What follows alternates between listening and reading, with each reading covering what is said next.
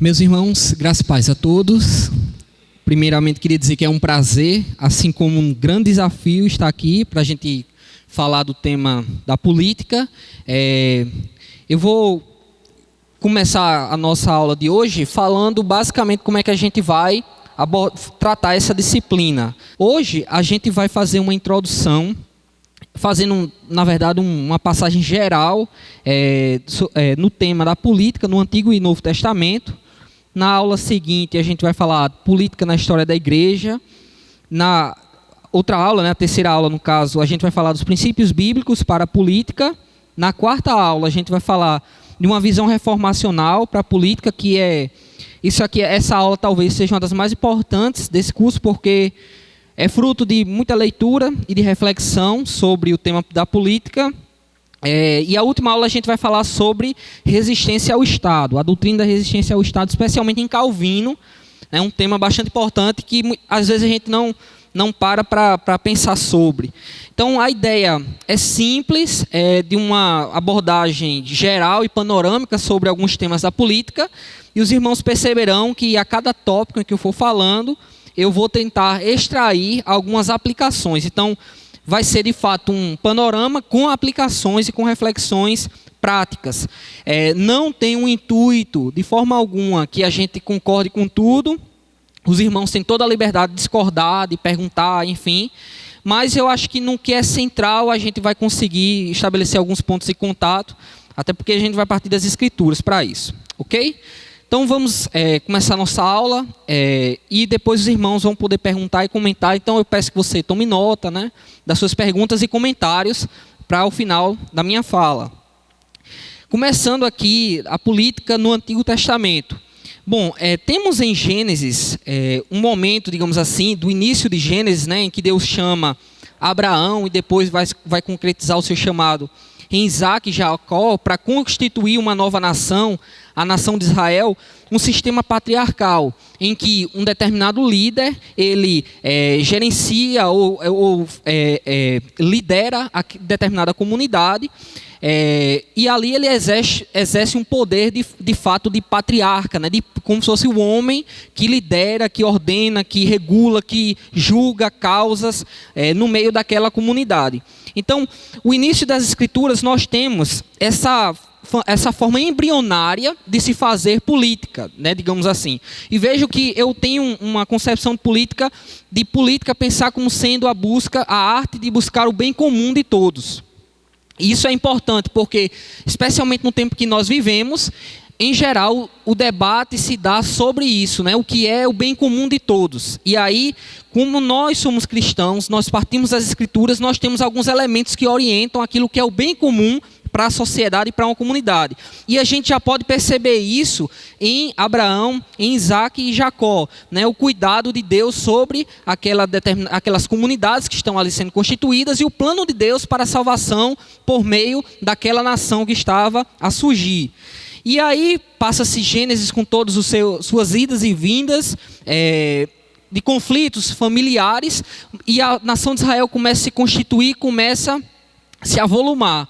E aí quando nós temos no final de Gênesis, do livro de Gênesis, nós vemos um período em que o Império Egípcio, ele surge, toma forma, e inclusive o povo de Israel, esse povo que estava ligado à família dos patriarcas, e aí a gente já está pensando até nos filhos de Jacó, das 12 tribos, eles vão, esse povo precisa ir para o Egito e é subjugado pelo Império Egípcio. E aí tem a fome em que José é usado por Deus para livrar o seu povo e para livrar também o povo egípcio. E Deus chama, no meio do povo egípcio, aquele que ele tinha reservado, que era Moisés. E por meio de Moisés, Deus lidera a saída do povo de Israel do Egito. E dá a Moisés, já no deserto, uma lei que tem como conteúdo humanitário. Então, à época, vejam que havia de fato escravidão. Deus não revoga a escravidão, não proíbe a escravidão. Porém, Deus dá uma lei com conteúdo humanitário, à época em que escravos deveriam ser bem tratados, assim como estrangeiros, e os escravos tinham a possibilidade, inclusive, de sair daquele regime de escravidão. A terra deveria ter um ano de descanso. Enfim, sem contar nas séries de outras leis cerimoniais que não tinham só um fim de adoração, de culto, mas também tinham um fim de utilidade para a preservação daquele povo. Então nós temos uma lei que, em termos humanísticos, estava muito adiantada em relação àquilo que se cria em outros povos na época, né? Povo egípcio, o povo assírio, enfim, todos aqueles povos antigos que iam se constituindo ao longo do tempo. Isso é importante porque toda a base da fé cristã está, inclusive, fundamentada nessa lei. E aí eu estou pensando aí especificamente nos 10 mandamentos, né? Que ali tem toda a base ética e moral que vai orientar todas as formulações e orientações políticas que influenciaram amplamente a nossa forma de enxergar o mundo no Ocidente. E aqui é importante você perceber que antes de nós falarmos de política, nós temos que falar de religião, entendendo-se como sendo crenças fundamentais. Então, antes de alguém fazer uma afirmação política dizendo assim, isso aqui é bom em detrimento disso, ela acredita naquilo como sendo bom em detrimento de determinada coisa. Então, ela acredita que a vida tem um valor intrínseco porque ela simplesmente acredita e aceita aquilo como sendo verdade. Ela não pode provar isso empiricamente ou cientificamente, porque não existe método para isso. Mas ela acredita como sendo verdade. Então, antes da política, da formulação uma arte para conciliar os interesses para o bem comum, ela acredita naquilo. Isso é importante porque um postulado que eu vou sustentar aqui em todas essas aulas é o seguinte: política e religião, entenda-se, não estou falando da instituição, denominações, enfim, ritos. Eu estou falando de crenças que nós temos como seres religiosos que somos, né, sobre a realidade, sobre o mundo. Então, nós acreditamos nisso e nós adotamos isso como sendo verdade. Isso é importante, meus irmãos, porque quando a gente olha para a modernidade, muita gente se arroga, dizer assim, olha, eu não tenho crenças religiosas, mas são fervorosos defensores de determinados dogmas, que são religiosos no sentido de serem verdades em detrimento de outros. Então, eu defendo que o ser humano tem um valor intrínseco, porque ele tem valor intrínseco. Ela não consegue dar uma explicação matemática, científica para isso, porque não existe método. Mas ela acredita naquilo como sendo verdade e defende isso. Então, a influência que precede essa formulação é cristã. Certo que, obviamente, na modernidade, ela ganha filosófico que não necessariamente é cristão, mas que tem a influência cristã. Então, nós temos na lei aí, especialmente, essa formulação ética, moral, e aí é importante que os reformadores diziam que a lei deveria ser dividida de forma didática entre duas tábuas. A segunda tábua, que trata de todas aquelas questões de não matar, não jurar falso testemunho, não dar falso testemunho, não cobiçar a mulher alheia, né, a pessoa alheia. Tudo isso são formulações éticas morais para a sociedade como um todo. Então nós temos uma lei que influenciou toda a nossa constituição, toda a nossa forma de enxergar o mundo, e que ela é moralmente melhor do que outras formas de enxergar o mundo. Isso é mais uma coisa importante para dizer, política, quando discutimos políticas, nós estamos falando de coisas melhores em detrimento de outras formulações que são menos adequadas para a nossa forma de enxergar e de constituir decisões políticas. Seguindo, nós tivemos então, depois da saída do povo do Egito, o povo de Israel, e eles, sob a liderança de Josué, conseguem conquistar Canaã, apesar de todos os contratempos e limitações, porque ainda eram pressionados, né? Não foi uma conquista total, mas eles ainda eram pressionados por outros povos, mas ainda assim o povo de Israel consegue se estabelecer na Palestina. E aí tem todo um período de 400 anos aproximadamente, que data de Josué até Rute, e aí você vê também Sansão, a queda desse período de juízes. Os juízes eram líderes militares, políticos, religiosos, que orientavam o povo, né, sob o mandamento divino, para determinadas finalidades. E isso é importante porque naquela época, né, nessa época dos juízes, você tinha uma estabilidade muito grande política, né? Você não tinha uma orientação, porque às vezes um político, um juiz, ele era mais íntegro do que outro, né? E aí era um período muito instável. E isso resultou de que quando Eli, que era ainda juiz, Eli e Samuel, que acumulavam, eram os dois profetas que também acumulavam as funções de juízes de Israel, Eli, com seus filhos, acabaram pecando contra o Senhor. E ali nós vimos toda uma instabilidade, né? E, inclusive é dito que a glória de Deus se foi, e Icabode, quando a morte, né, dos filhos de Eli.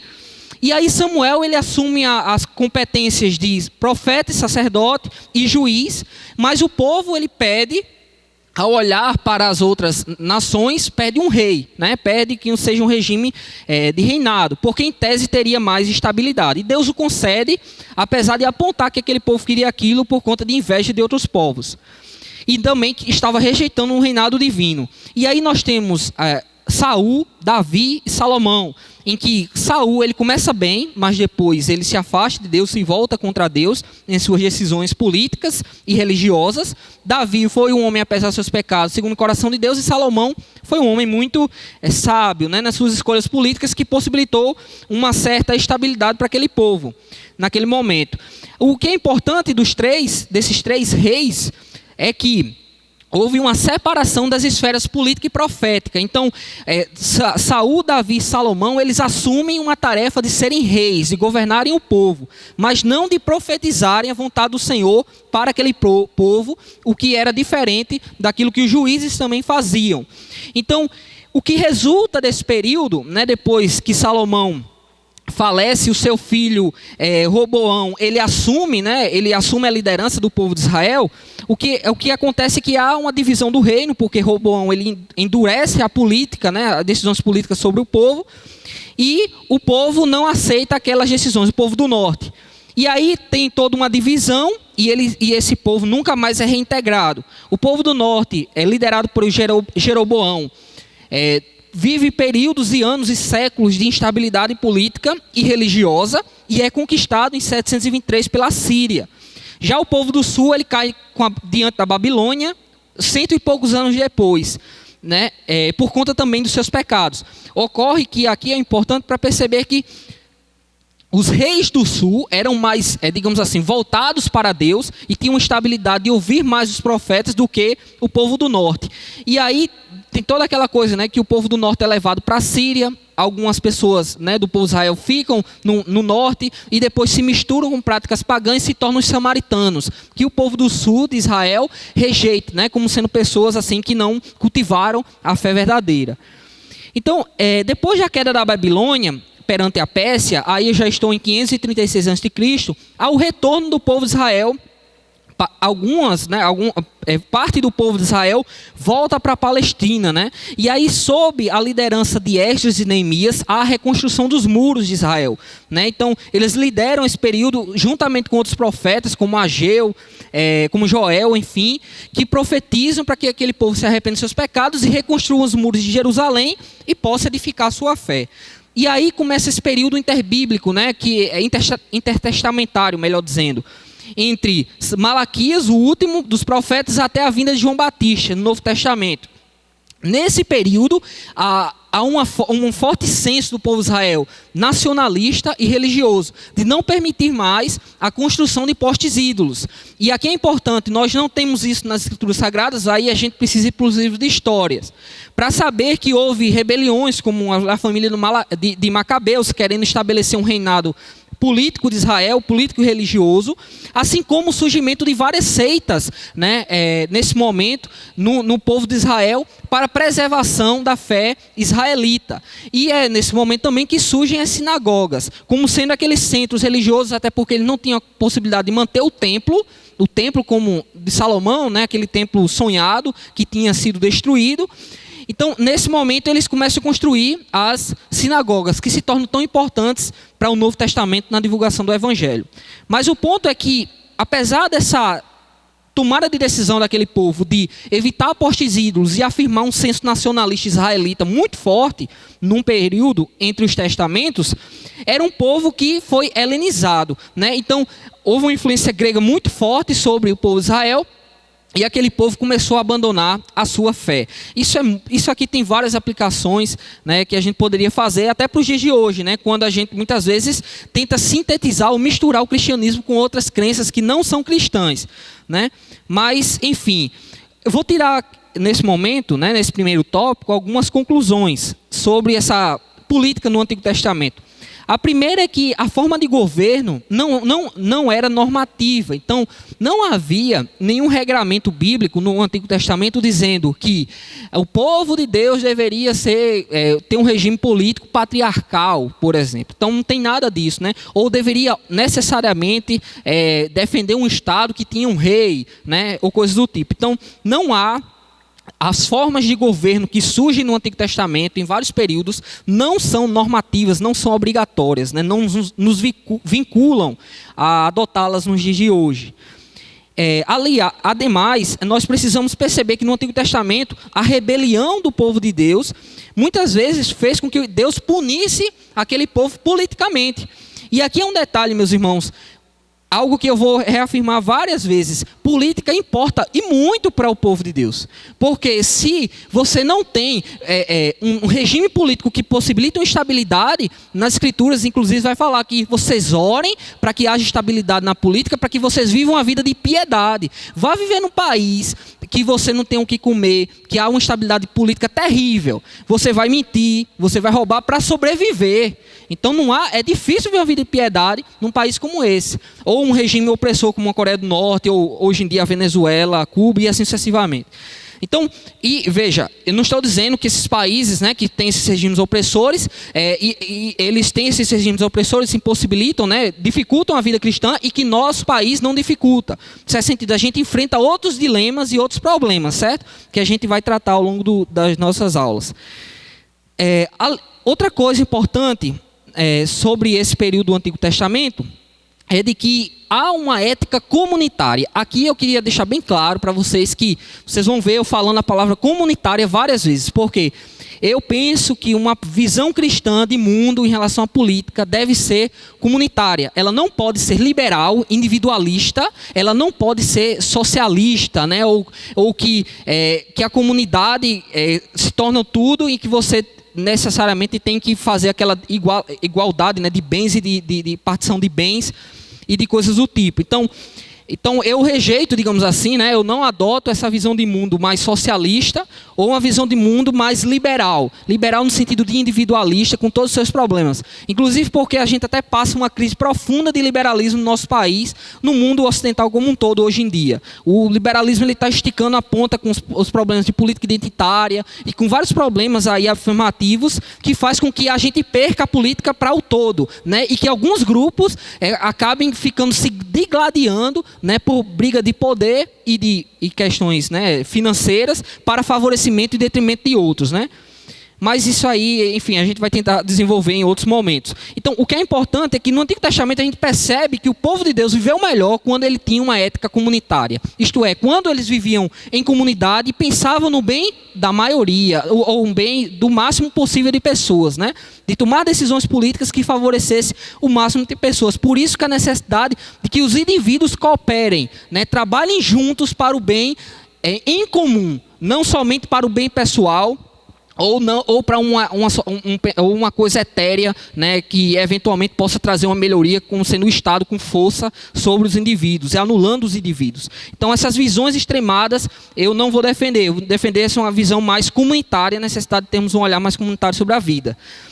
O problema da natureza humana, a gente vê que as formas de governo não resolvem o problema da natureza humana. A gente pode olhar para a nossa sociedade, o ser humano como sendo mal, biblicamente falando, né, internamente, todos os seus conflitos surgindo do seu interior, do seu coração, e se repercutem na prática política, na linguagem política, nas brigas políticas, né? Então a política é influenciada pelo pecado.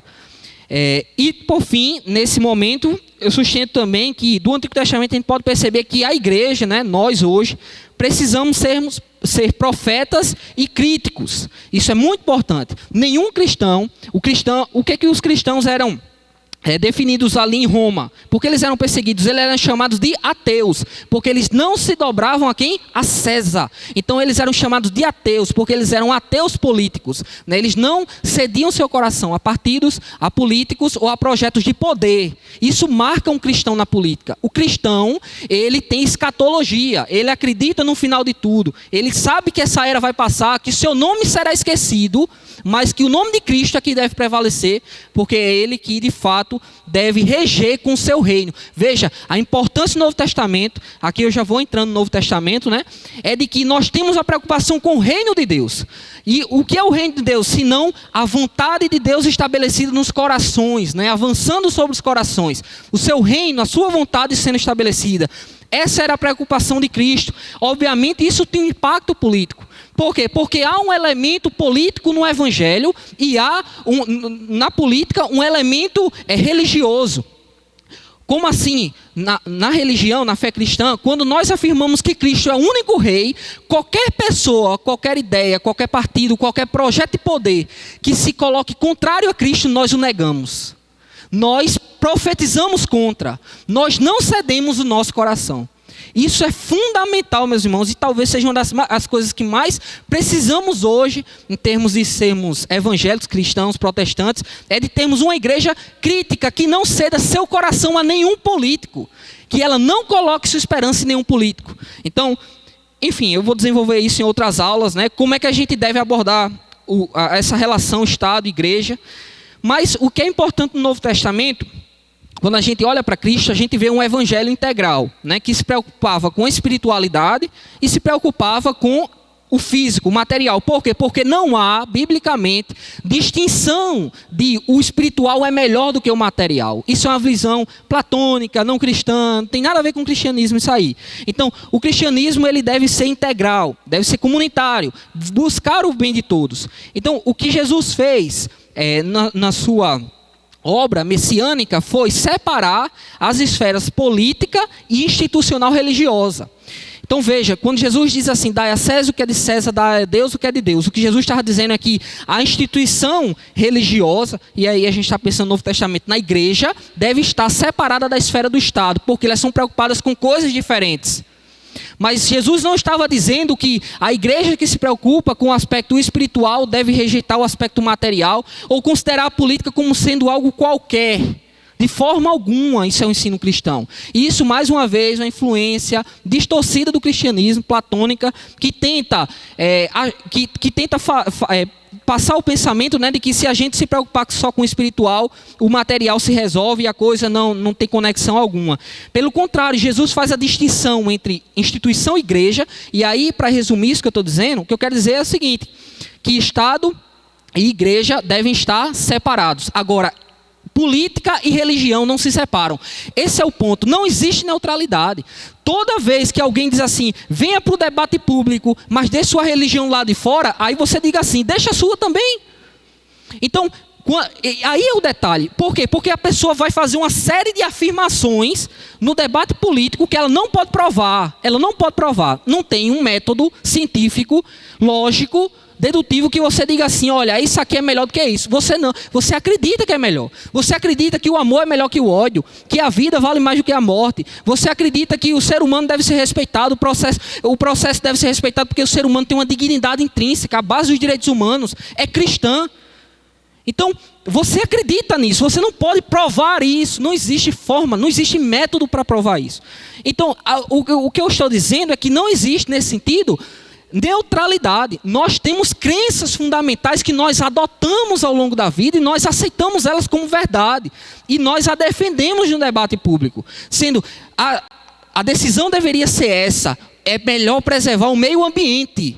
Por quê? Porque o meio ambiente, ele, enfim, aí você vai lá, não, é porque o ser humano, ele também o meio ambiente tem um valor intrínseco e ali vai, o ser humano é beneficiado pelo meio ambiente, então você tem toda uma crença sobre a realidade de que o meio ambiente ele tem um valor, ele é objetivo, você pode melhorá-lo com determinadas decisões políticas, né? Que ele não é algo etéreo, não é algo, sabe, como algumas religiões defendem, por exemplo, a religião hindu, que vai ver que essa realidade, na verdade, é só uma forma de você...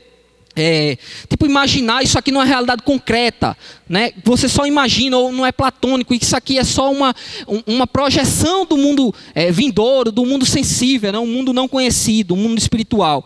Não, nós cristãos, nós no mundo ocidental, influenciados pelo cristianismo, acreditamos numa realidade objetiva, que nós não podemos provar. Não existe método para provar, isso é filosofia, é crença. Eu acredito que é objetivo isso aqui, né? O que eu estou dizendo agora, que vocês estão ouvindo, é essa realidade que nós estamos vendo, o mundo concreto é objetivo. E a gente defende que nesse mundo concreto nós devemos agir de determinada maneira em detrimento de outra. Por quê? Porque a gente tem esse valor é melhor do que esse valor é melhor do que esse, e assim sucessivamente. Então, a religião e política não se distinguem, porque não existe neutralidade, certo? Apesar de, na modernidade, o dogma central ser de que o pensamento, né, da sociedade, a filosofia da sociedade, ela é neutra, e nós, os cristãos, os religiosos, não são neutros. Isso é totalmente inadequado, isso deve ser denunciado como sendo algo, digamos assim, minimamente temerário. Ademais, em Cristo a gente vê a preocupação em relação ao reino de Deus, né? Jesus estava preocupado, como eu falei, expandir nos corações e transformar o coração do ser humano. Para Jesus nunca é suficiente transformar apenas o exterior, né? É preciso transformar o coração, porque isso é que concretiza a vontade de Deus no coração do ser humano e também numa determinada comunidade. E aí a igreja tem o seu papel de pregar o evangelho. O que caracteriza uma igreja? Não é a pregação política, é a pregação de fé cristã para a salvação do coração. Isso não quer dizer que a igreja está despreocupada com o seu ambiente político, ou que os irmãos da igreja, os cristãos, não possam atuar na sociedade para a melhoria dela.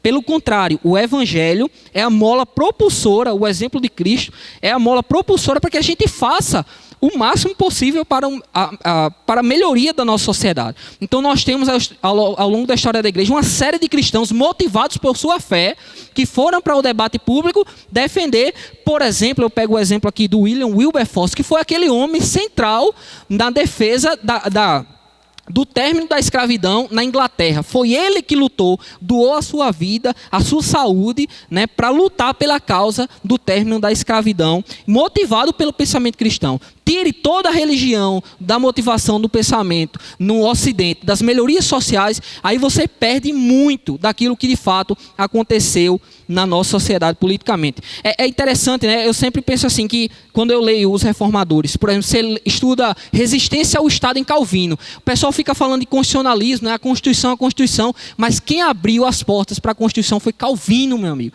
com as crenças cristãs, porque ele viu que o Estado de Direito era melhor para contingenciar ou impossibilitar que tiranos pudessem atuar restringindo o indivíduo.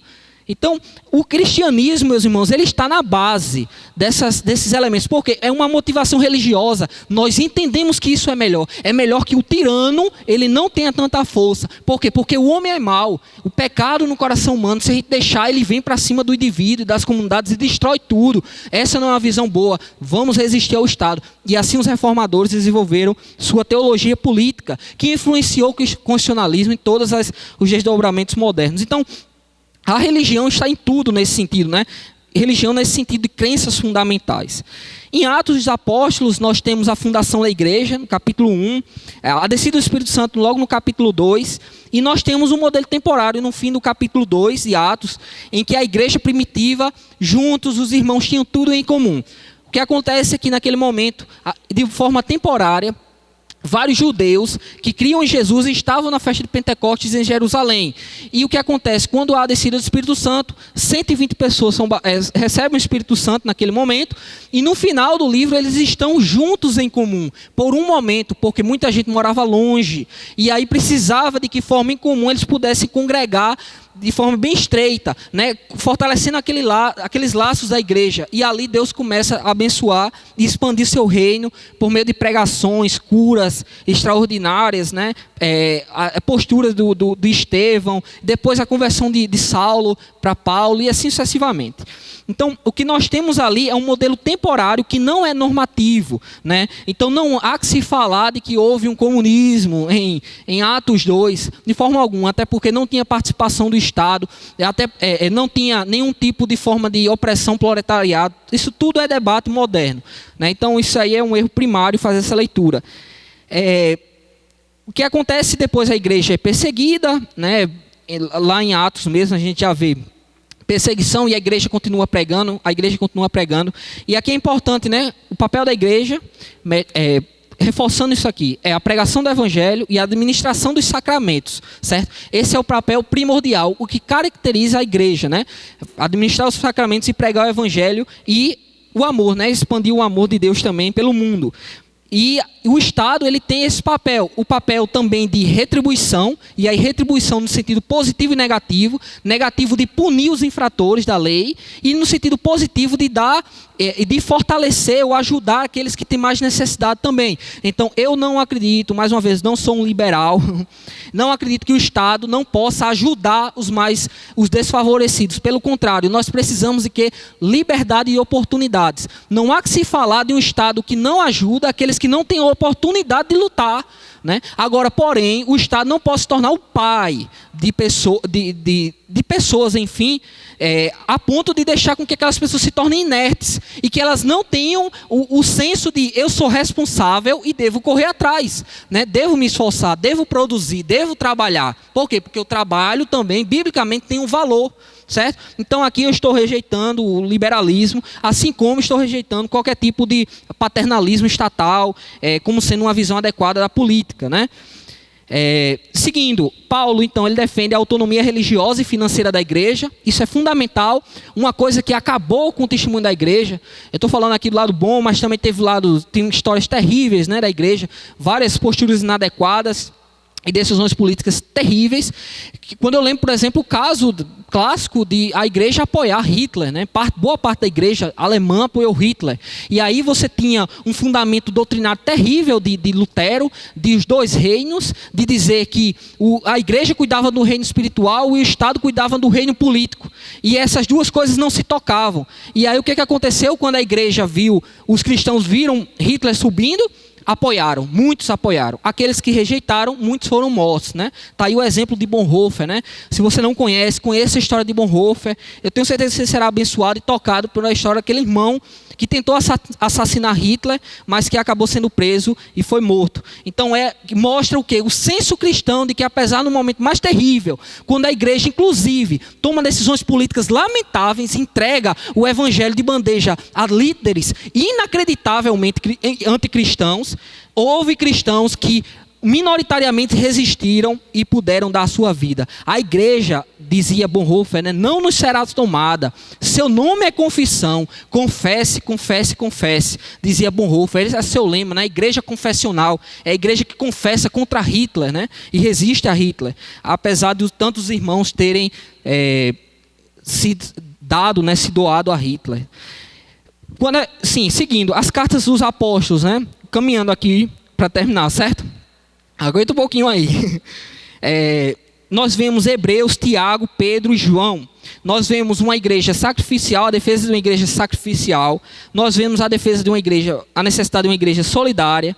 Também uma igreja profética e uma igreja amorosa e cidadã. Então eu falei muitas coisas que você consegue encontrar nas cartas aos Hebreus, de Tiago, Pedro e João.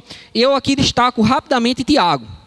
Tiago, ele foi aquele que falou categoricamente contra todos aqueles que oprimiam os pobres. Então você lê a carta de Tiago, você fica impressionado como a leitura que Tiago faz da relação entre os ricos e os pobres é de que Deus se coloca do lado dos pobres e condena os ricos que massacram os pobres, né? Então Tiago, ele faz essa defesa bastante categórica, né? E a necessidade de a igreja de fato agir com amor, né? Com vínculos de amor. E a gente vê Pedro, por exemplo. Pedro também fala da necessidade de a gente se submeter ao Estado, né, orar por nossos governantes, né, ter uma visão de mundo cristão para poder tentar, digamos assim, à medida do possível, trabalhar para o bem de todos. Então a gente vê todas essas defesas, essas pautas, né, com elementos políticos aí nas cartas desses autores.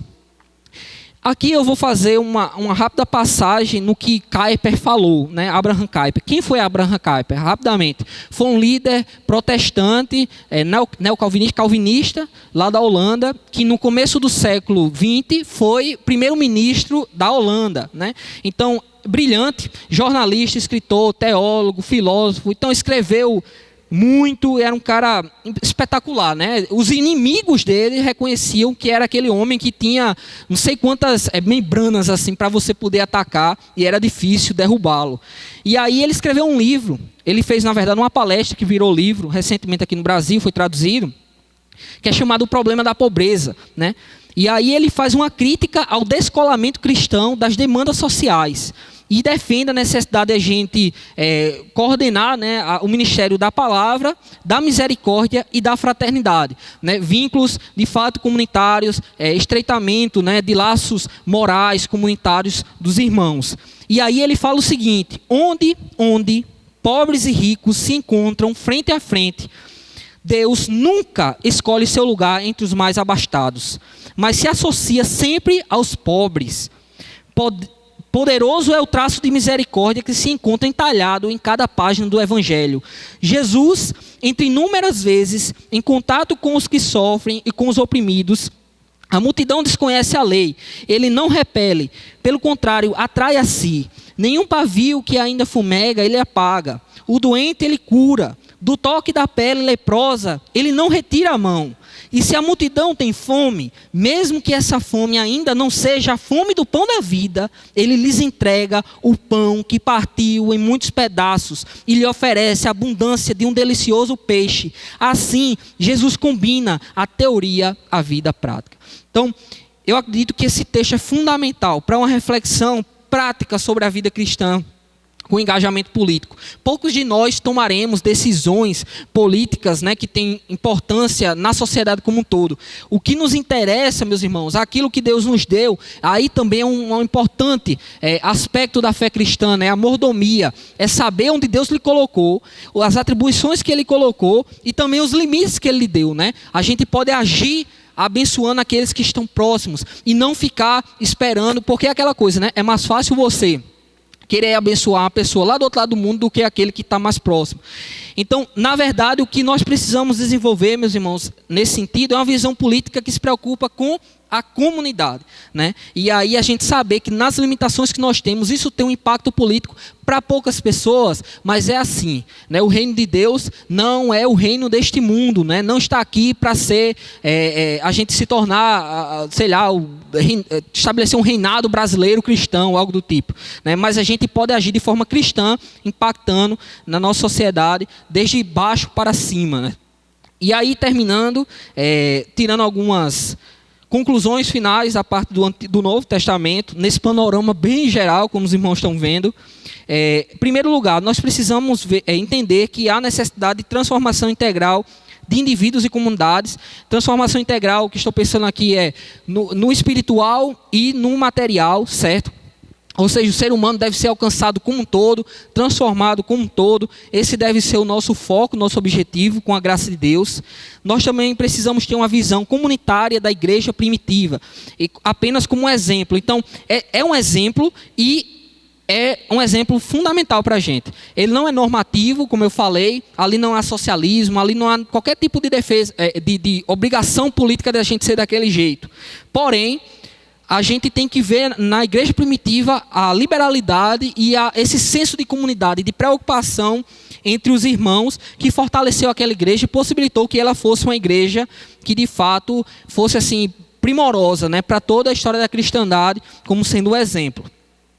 Ademais, é preciso conservar uma separação financeira e política entre igreja e Estado, certo? E aí tem todo um debate em relação ao regime tributário, né, que há imunidade religiosa. Eu acredito que para uma autonomia, né, e a possibilidade de liberdade religiosa, é preciso que se conserve a imunidade tributária. Porém, a isenção tributária que alguns estavam tentando conseguir recentemente para as igrejas é bastante questionável, porque muitas igrejas começam a agir como sendo empresas que começam a vender bens e não quer pagar imposto. Aí é multado e ainda quer isenção sobre a multa. Aí é quando você vê que a relação igreja-estado é temerária, quando alguns vão em nome de determinadas denominações e acabam queimando o nome do evangelho porque não quer pagar imposto. Assim, pagar multa, veja que é uma penalidade, né? Ali é um caso específico, né? Um debate que teve recentemente no Brasil.